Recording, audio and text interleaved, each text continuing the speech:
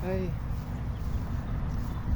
Ito kami nagbabalik sila sa bukid. magandang Magpapatubig. umaga. Aray ko. Karo. So, ito ngayon ang buhay ng mga magsasaka po ngayon. Marami po, imbis na palaka ang maririnig po natin ngayon sa kabukiran, ay puro ingay ng mga makina dahil po sa medyo wala ng tubig ang ating kabukiran sa haba ng tag-araw. Kaya sa iba maaaring ang panahong ito ay nakatutuwa para sa kanila, pero mamamalayan nyo na lamang po na pagdating ng araw, dahil sa kakulangan natin sa palay, ay magiging kakulangan ng ating bigas. So alam naman po natin, kapag kaunti ang supply, ay mahal ang product. Kaya po siguro sa mga darating na araw, mga kaaro, ay mararamdaman po natin ang kamahalan Aray ko, wait lang papa. Bigat. ng ang kamahalan ng bigas, dahil nga po sa kakulangan natin ngayon sa tubig, mga kaaro.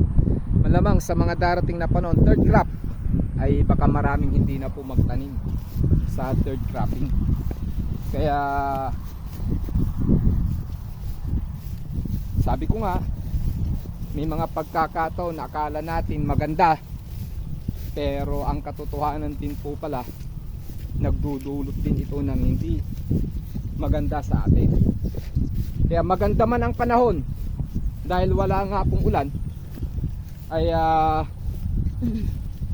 ang problema, ang mahirap, ay wala naman pong palay, wala naman pong bigas pagdating ng araw. So yun po, mga karo, ngayon magpapatubig po dahil tuyong tuyo na rin po yung aking palay. Kaya magpapatubig po tayo ngayon through water pump. Ayan. So muli, mga karo, sana po mabigyan po tayo, biyayaan po tayo ng isang malakas na ulan para po medyo makagaan sa pamumuhay ng ating mga magsasaka, kasi po yung iba umaangal na po sa kamahalan po ng diesel. Kaya dyan po umaaray ang ating mga magsasaka. Pero sana itong init ng panahon na ito, itong init ng araw na ito, ay mapakinabangan ng mga magsasaka through solar pump. Sana po maisipan po yan ng mga kinaukulan, sino man po yung mga may kakayahan, lalo na po ang ating gobyerno. Maisip po sana natin yon. Walang tubig sa ibabaw, pero ang tubig po nasa ilalim. Subalit dahil sa kamahalan ng diesel, tumitigil po ang ating mga kaarong magsasaka. So muli, mga kaaro, bye bye, God bless po, to God be the glory.